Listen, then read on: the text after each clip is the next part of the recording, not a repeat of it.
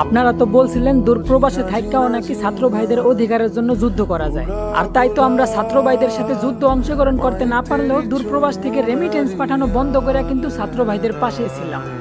রাজপথে ভাই বোনদের রক্ত দেখা সহ্য করতে না পাইরা 12-13 ঘন্টা ডিউটি করে আইসাও এই দূরপ্রবাসে আন্দোলন করলাম।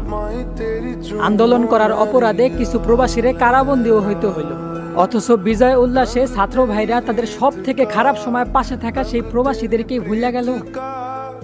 আমরা তো দূরপ্রবাসে এইটা বললে আন্দোলন করছিলাম যে আমার ছাত্র ভাইদের অধিকারটুকু ফিরিয়ে দেওয়া হোক, দেশ থেকে কোটা সংস্কার করা হোক, আমার ভাই বোনদের শরীর থেকে রক্ত ঝরানো বন্ধ করা হোক। কিন্তু বিজয়ের পর কোনো ছাত্র ভাইদের মুখে তো এটা শুনলাম না যে আমার যেই প্রবাসী ভাইদেরকে কারাবন্দী করা হয়েছে তাদেরকে খুব শীঘ্রই কারামুক্ত করা হোক। তাদের মুখে এটা শুনলাম না যে আমার প্রবাসী ভাইদেরকে তাদের ন্যায্য অধিকারটুকু ফিরিয়ে দেওয়া হোক। তবে সেটা নিয়ে কোনো দুঃখ নাই এই প্রবাসীদের মনে, কারণ সবকিছুর প্রতিদান যদি এই দুনিয়াতেই পাওয়া যায় তাহলে আল্লাহ কি দিবেন সেই কিয়ামতের দিনে? হয়তো আল্লাহ কোনো একদিন এর থেকে উত্তম প্রতিদান দিব মনে হয়। তবে ছাত্র ভাইরা তোমরা সত্যের পথেই থাকো, আমরা প্রবাসীরা তোমাদের পাশেই আছি, পাইও না কোনো ভয়।